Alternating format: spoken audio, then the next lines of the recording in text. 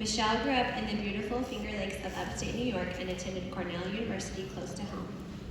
While at Cornell, she pursued a bachelor's in nutritional sciences and food science. From there, she landed in Boston for her dietetic internship and stayed there for 5 years before moving to Athens in 2018. She has been a registered dietitian for 10 years and is a certified specialist in obesity and weight management. Though she's been spending more time as a mama these days, God has been tugging at her heart. She's passionate about helping women find freedom from dieting and is excited about how God is leading her to do so. So, give it up for Michelle.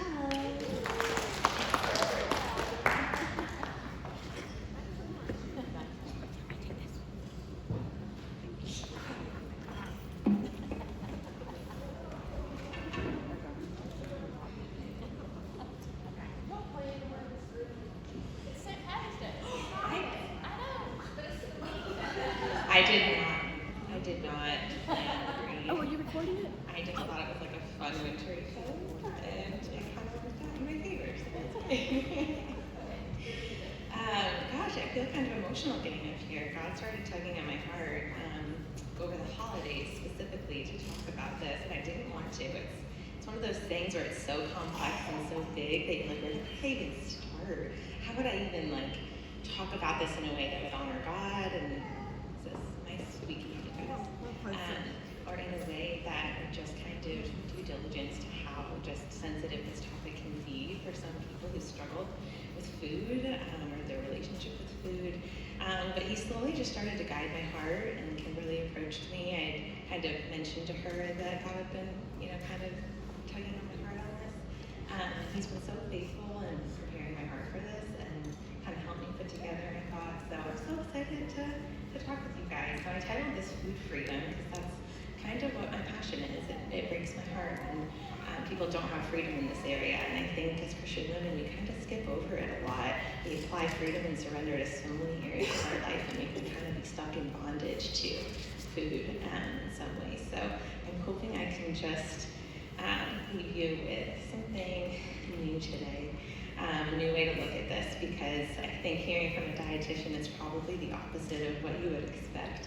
My story as a dietitian, I became a dietitian because I was just nerded out by the science of it. I was in a general pre-med major. I knew I wanted to work in the healthcare field. I knew that I was good at math and science. I thought maybe I wanted to be a math teacher. I had no idea, but I was in this general pre-med major, and there was just an intro nutrition course that was required in my first semester.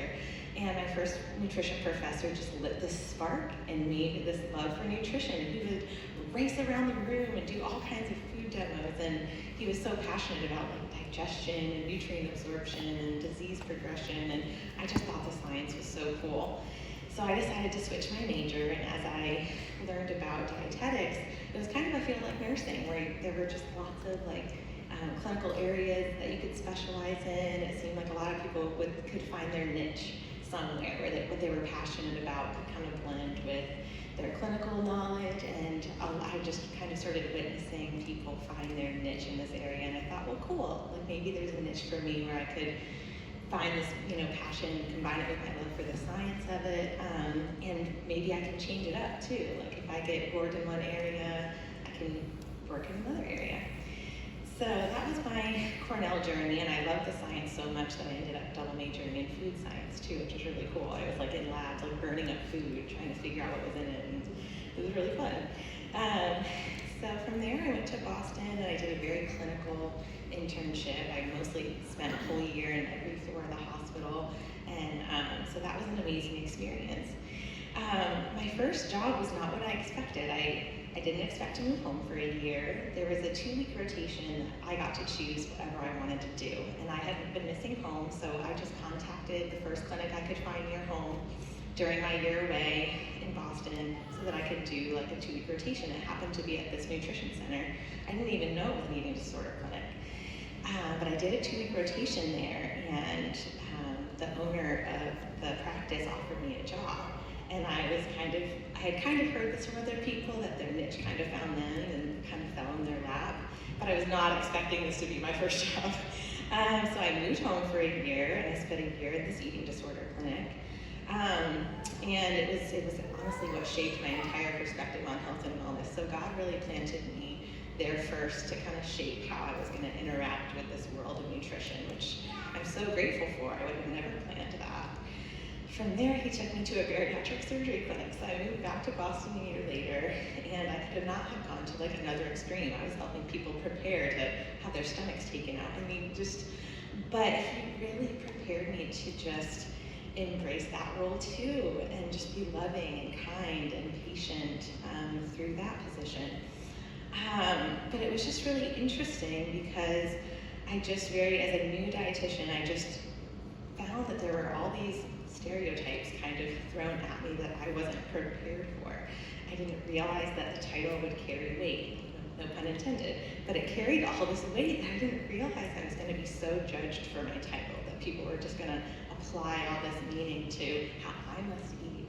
I started, one of the first stories that I think is so funny that just was so eye-opening was I was at like one of my first professional conferences. I was with our surgeon and a team, and she was speaking. We arrived a little bit early, and this sweet lady came to welcome us, and she was like, "Oh, you guys are early. Like, there's coffee and there's muffins over in the corner. Like, why don't you go help yourself?" And she saw my tag with my name, and then she looked at my credentials, and she goes, "Oh, you're a dietitian. You don't eat muffins." And I was like, "The heck, I don't eat muffins. What are you talking about?" Like, I was just bewildered. Like, I love muffins. Like, I would like one, please. It was just so bizarre. So that was one of my first, like, wow, this is not what I envisioned. I just loved the science. I didn't know I was gonna have this kind of label added to me. I also started to notice that, like, if you're a petite dietitian, you must be like this perfect eater. You're so self-controlled. You have it all together. Like, you must have the best routine. Tell me what you do. You're kind of put on this pedestal, or people don't want to eat it around you, and they're like, "Oh, don't eat it." You're like, "I don't care." So that was interesting.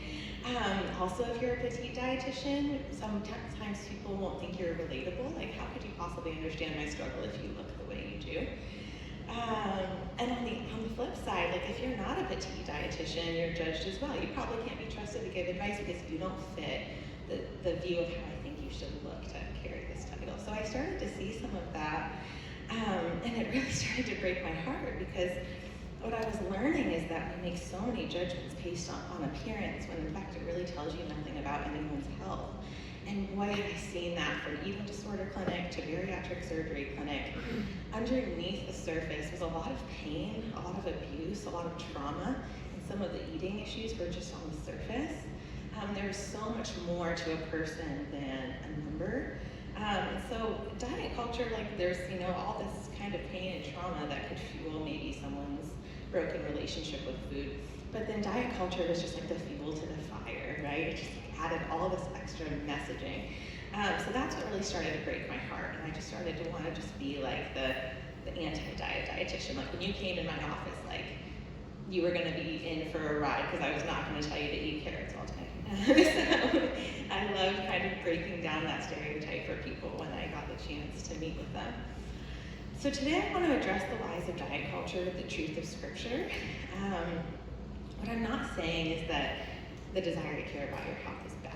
Of course it's not. Of course we want to be good stewards of our bodies as Christian women, and we want to care about our bodies. And I know my mom always says, like, I want to be the grandma who's like still on the floor with my grandkids when I'm 80. I get that. We care about our ability to steward our bodies well throughout our lives. So I'm not saying that pursuit is bad. But what I am saying is that diet culture has kind of twisted our view of what's healthy. It's really idolized appearance, and we're kind of brainwashed, and we don't really know it. We're consuming it all the time. And it's time to wake up to some of that so we can fight it. And it is a slippery slope. I've really seen what starts out as just a health journey, a health and wellness journey, just slide into a full-blown eating disorder. And so we do have to be careful with where our hearts are when we're pursuing health and wellness. I want to discuss what a healthy relationship with food might look like, just a view into that, what freedom might look like. And then I want to teach you the division of responsibility for feeding your kids, because I think we sometimes feel a lot of pressure to do this well as moms.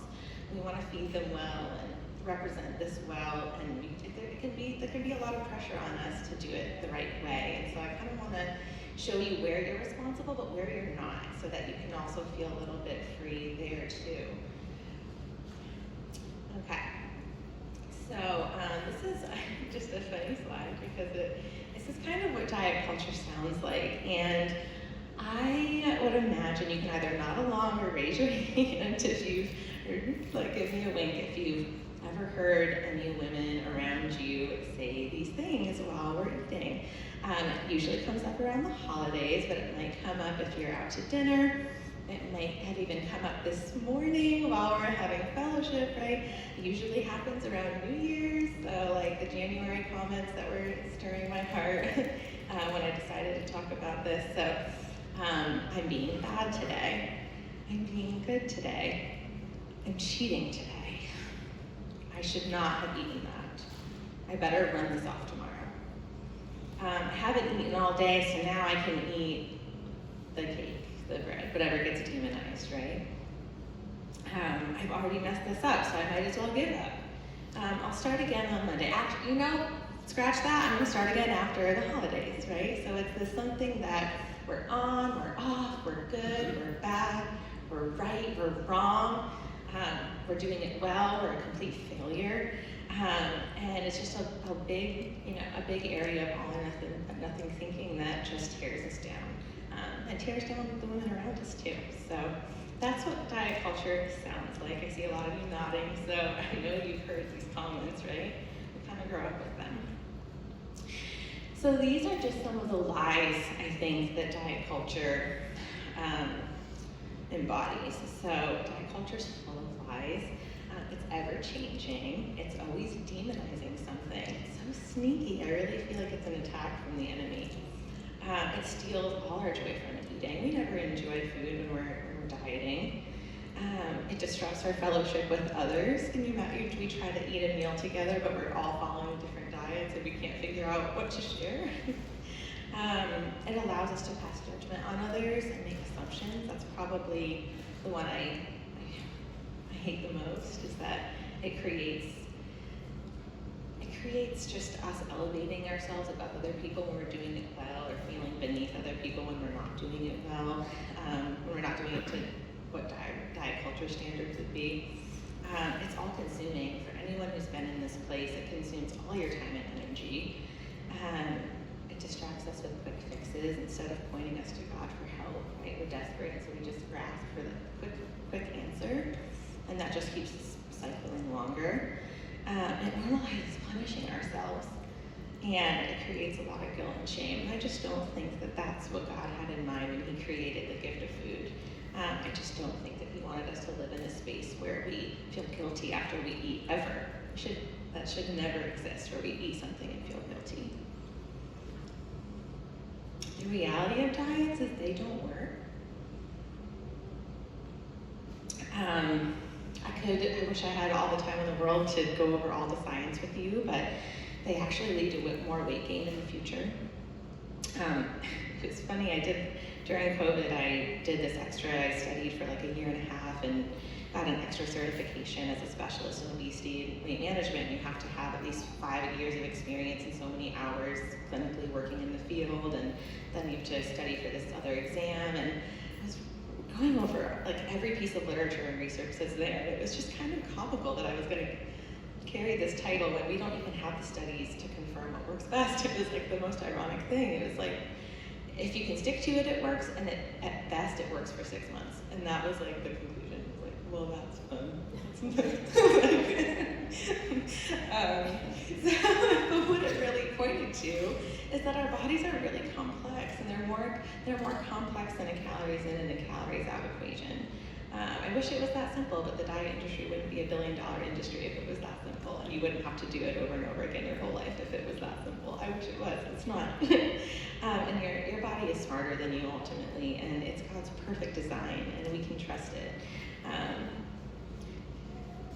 Okay, so I'm going to introduce, I think I have like 5 or 6 lies, and I'm just going to show you at least one piece of scripture to battle some of the lies. So the biggest lie with diet culture is that your worth isn't your weight.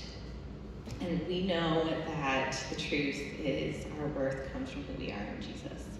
Matthew 6:25, therefore I tell you, do not worry about your life, what you will eat or drink, or about your body, what you will wear. Is life not more than food, and the body more than clothes? So do not worry about your body. It's not do not care. Of course we care, but we can't worry about it. Health is also a behavior, not a number. It's a set of behaviors, and so no number is ever going to satisfy health. And a number will not make you happy.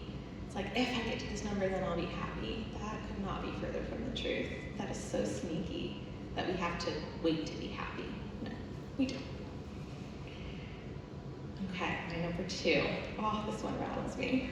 There are good and bad foods. No! So when I eat good foods, then I'm good. When I eat bad foods, then I'm bad. Oh, I hate that one. The truth is that God made all foods and he made them good. Who are we to say what's good or bad? Honestly, our knowledge is very limited. A lot of our research is very biased. Some scripture to back me up on this, Genesis 1:29. Then God said, I give you every seed-bearing plant on the face of the whole earth and every tree that has fruit with seed in it. They will be yours for food. Genesis 9:3. Everything that lives and moves about will be food for you. Just as I gave you the green plants, I now give you everything.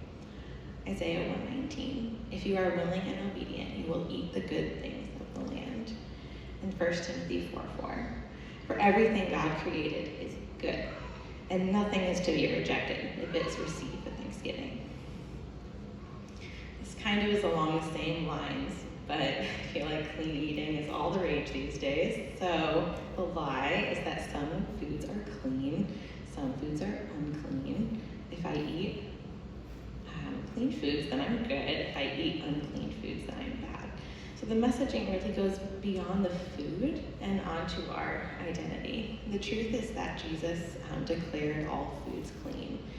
And I mean, there are references in the Bible in Leviticus to where God did give dietary restrictions to the Israelites, but the purpose of those was to set the Israelites apart from the other people.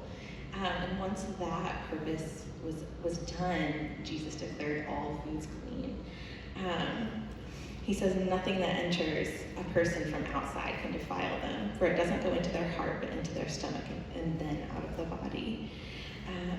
So it's really what comes from within that defiles us. But all foods are clean, and the idea that we could be dirty from eating something.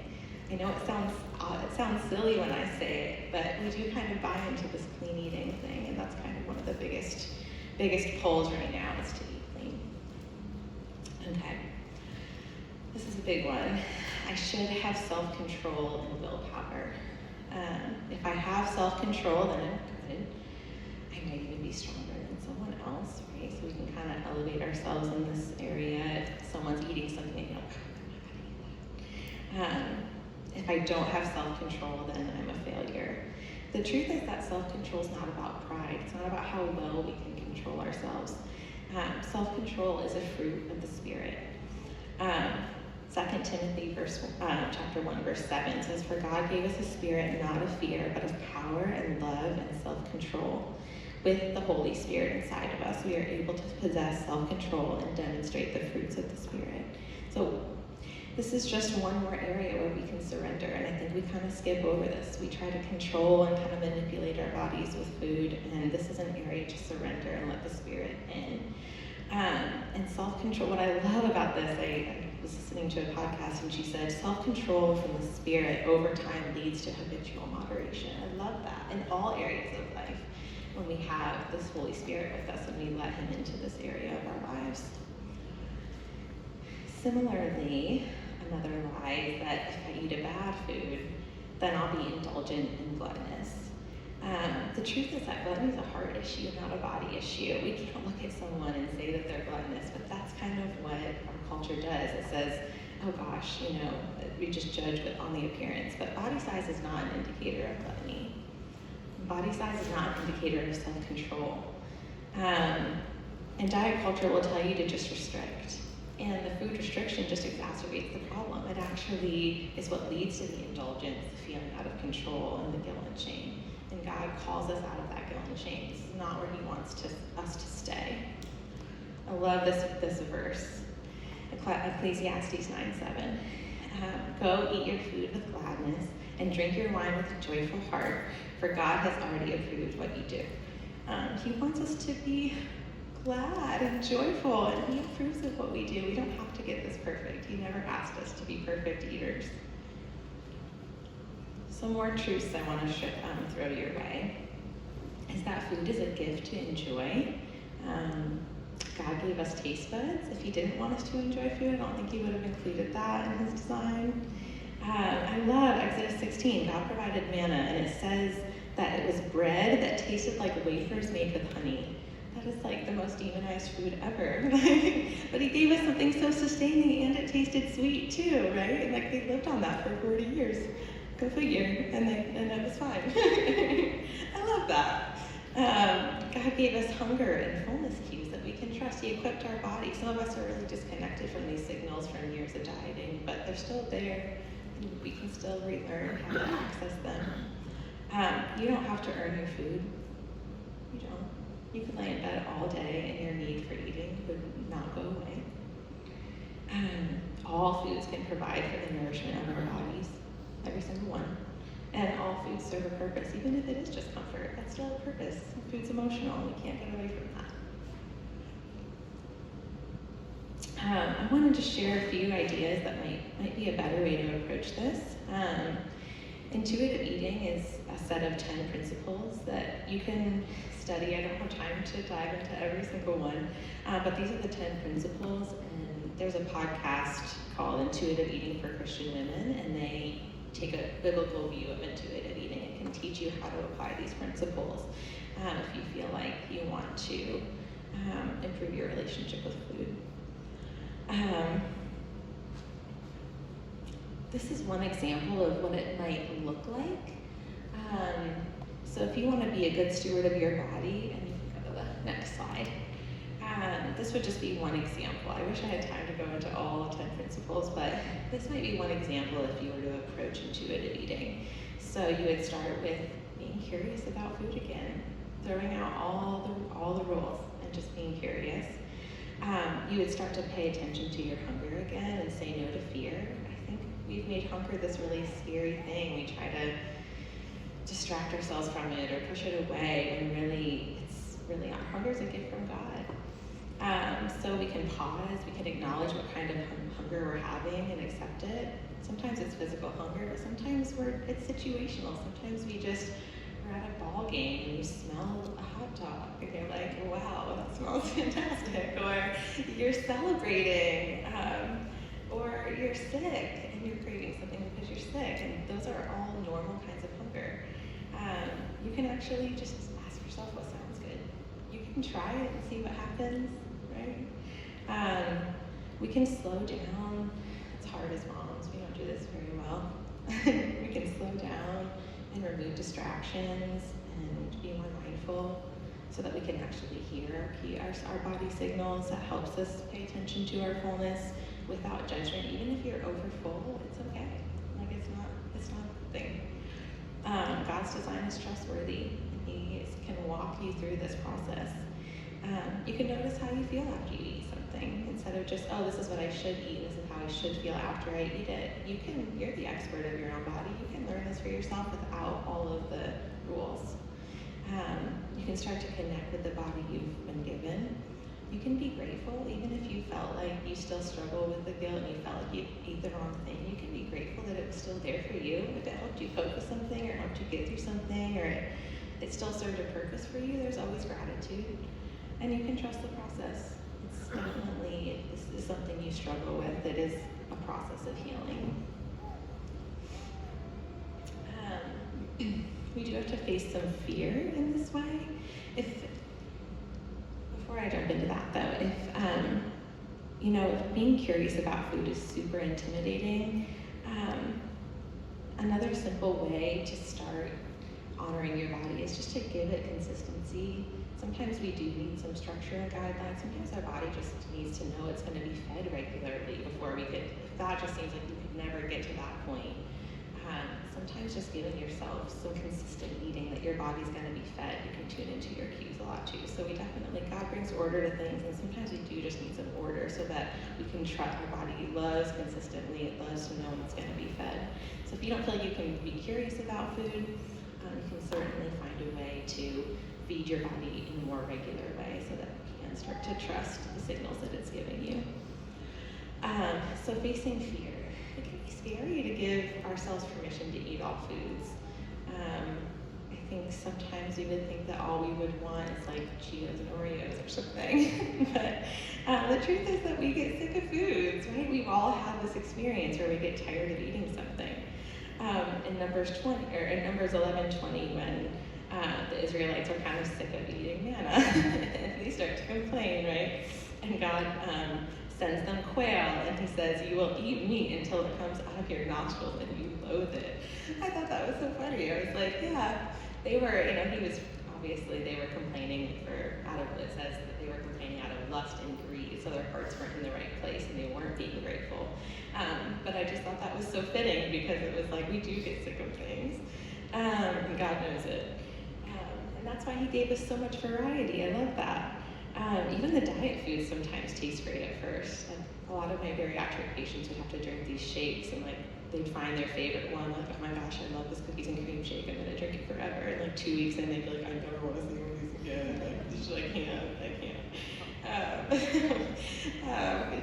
Foods get old, and our body has a natural ability to need variety. So yeah, I'm thankful that God gave us so much variety, and variety is really important. So what freedom might look like? Freedom would look like when the should and the shouldn'ts aren't driving your food decisions. You're not making every decision about your eating based on if you're doing the right thing or the wrong thing.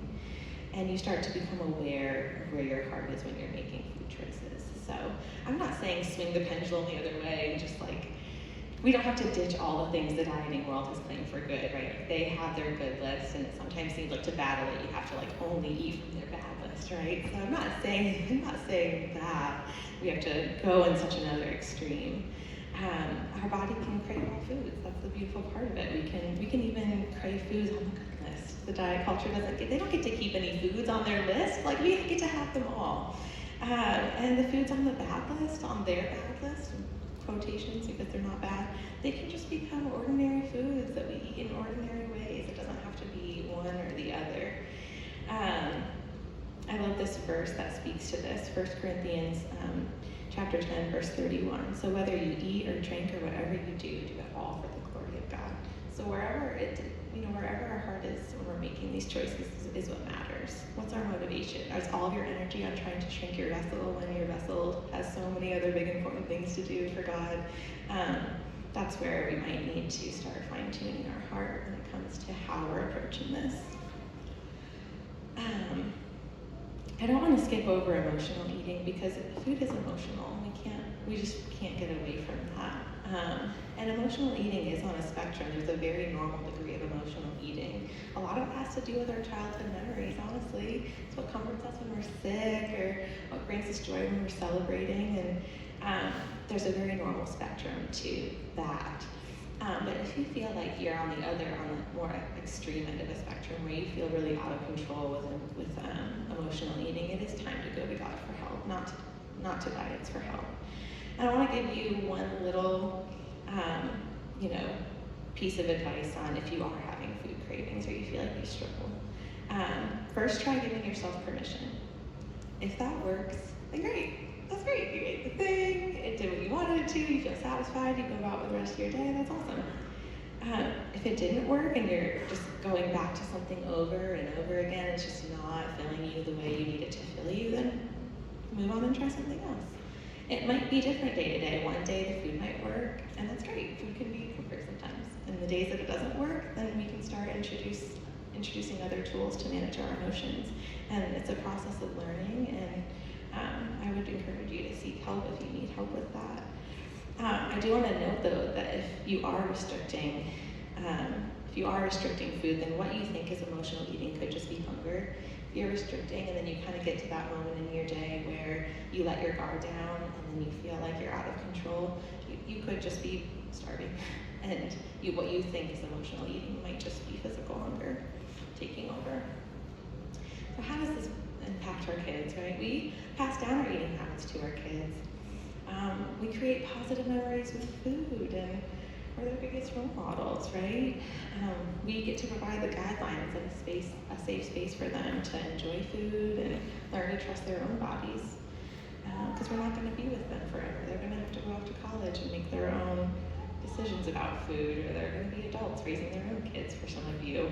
And we can be both too complacent and too controlling, right? And I've seen this play. I remember being a freshman in college before I was even interested in nutrition, and I could already tell which kids weren't allowed to eat certain things. You had to go in the dining hall and you can tell which kids, like, there was this kid every day he got one plate of french fries and one big bowl of Lucky Charms. That was his dinner every day for a year.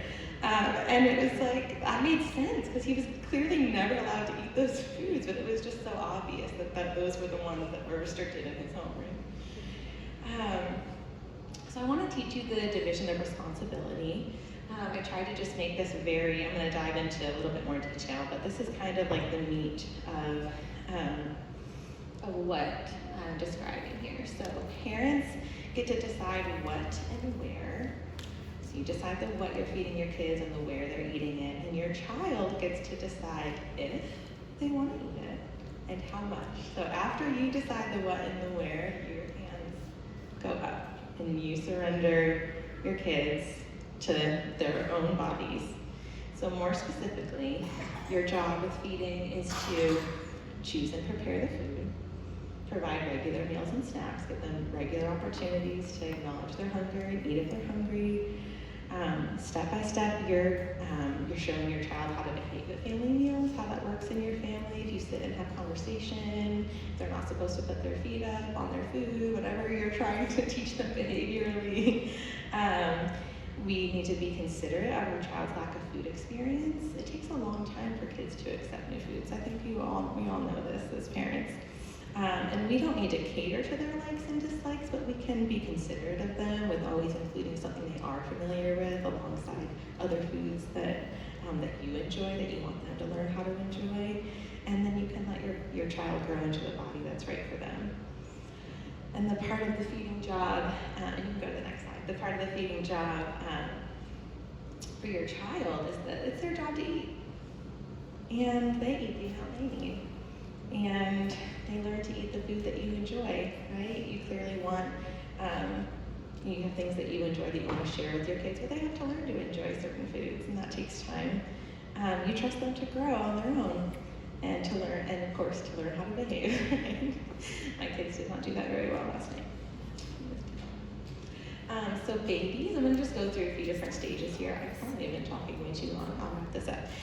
So babies they're usually the easiest part. The parents choose the breast milk or formula, and the babies give the feeding cues, and if we could just all operate the way babies do. They cry when they're hungry, they push away when they're full. It's so super simple. I don't know how we lose sight of how easy it is for babies. Toddlers, so you're continuing the division of responsibility with toddlers. This is where kids love, we need structure, so we provide 3 meals a day. I think the most important part of this, obviously you can't do this all the time, but when you do make a meal for your child, eat with your child. Be good company. It's about the experience being good, not whether they eat it or not. Offer snacks every 2 to 3 hours between meals. Stay neutral and avoid getting emotional. So if they ate something yesterday but they won't eat today, you don't care. It doesn't ruffle your feathers, or to disconnect our mama hearts from how hard we work at this and just not get so ruffled by it. I'm giving you permission to just not care. Don't care. It's okay. If they don't eat it, it's okay. Their life's gonna go on. Your life's gonna go on. Go to the next meal. Wait till the next meal. Just offer something again. So kids, you're gonna maintain the structure. This is where you might start to model mindfulness and limit distractions. So you're gonna continue doing snacks at the table, for example. Maybe you're not multitasking, your kids aren't multitasking, so they're not doing homework or watching TV while they're eating. You're gonna skip the good and bad foods talk. We're just neutral. Food is food, no big deal. Nothing's good, nothing's bad. You're gonna pair foods together. You can just put all kinds of foods together in all different combinations and they just become food. So you put chips alongside veggies and dip, or you put cookies alongside their dinner, and even if they eat the cookie first once in a while, that's fine, nothing bad's gonna happen. It can all coexist. I would say regularly give your kids access to desserts and sweets. It just takes all the power out of them. And occasionally let them eat as much as they want of something. Occasionally let them sit down with a plate of cookies on the table and let them have as much as they want. They have to learn when they've had enough, right? We all have to learn when we've had enough of something and what that feels like. Give your kids opportunities to do that while you're home. Nothing bad's gonna happen. They're not gonna become sugar addicts, I promise. If anything, they'll just become really normal about, like, this is a food and we have it once in a while and it's great and it's yummy and I know what I don't want anymore. Teens, you're gonna maintain structure. This is where you might start to let them take responsibility. Modeling positive self-talk is really important here, so you're aware of how you're talking about yourself. No phones at the table, so keep limiting distractions. And prioritize family meals. I have a little slide on family meals, so I'll talk more about that. But if you can even get in several a week, I would try to prioritize those. Adults, you're gonna keep modeling. It's never too late to inspire your kids with how you're treating yourself, how you're talking about yourself, how you're stewarding your body. You can skip the comments about their weight or their eating habits. It just feels like criticism when it comes from you. So if anything, pray for the Spirit to help them if you feel like you have an adult child that's struggling, and keep talking about yourself positively. If you're concerned about an adult child, any comment just adds stress, and the stress makes it even harder to have peace. So adding stress and pressure only just makes it worse. Family meals are super cool because God designed them in such a way that they are a major indicator of health no matter what you're eating, which is so cool. God designed family meals to be extremely life-giving. And I want to read this. It didn't print with my notes, so I'm going to just read you. This is so powerful. Okay, studies show that family meals are tremendously important. Adults who have regular meals eat better and healthier. Children and teens who have family meals eat better, feel better about themselves, get along better with other people, do better in school. They are less likely to abuse drugs, smoke, and have sex. In fact, family meals have more to do with raising healthy, happy children than family income, whether the child has one or two parents living in the home, after-school activities, tutors, or church. Family meals are huge. God designed us to have fellowship around food, and I just love that we have research to support that, the role of family meals. A quick note about holidays. A few tips here, because this just is another big area where we get confused about food. Keep it a normal day. Just treat it like a normal day. Don't skip meals or say they can't eat until the meal. Whatever you would do on your other days, keep it the same. Don't save food for later, we're not gonna eat now because we're gonna eat this thing later. I know I said variety is very important on a day-to-day basis, but limiting variety at holiday meals can be helpful if you have a concern for your kids. If you feel like they just tend to not have an off button at holidays, variety can be trickier. So when we want to have a little bit of everything, it's a lot of everything. And sometimes if we have kids who struggle with that, that's one area where maybe you have two sides instead of 10. It's still important to use plates and sit at the table at holidays and actually have fellowship around the meal. Stop the talk about earning food and compensating for it if you can. It's very habitual. We all talk like this, but just let the holiday be the holiday, and if you or your child eats more at the holiday meal, it's fine. It's no big deal. Nothing bad's gonna happen. Promise. The next day will come and they'll move on. So I think that's all I have for today. I put up a couple resources. So that podcast, The Intuitive Eating for Christian Women, is amazing. I would recommend listening to that if this is something that you struggle with or share with someone you know. And Ellen Satter is an amazing author. She's a dietitian who developed the Division of Responsibility, and she has a wealth of knowledge. She has an amazing website with tons of resources, but she's also written several books. So I would check out her website too. But yeah, that's everything. Thanks.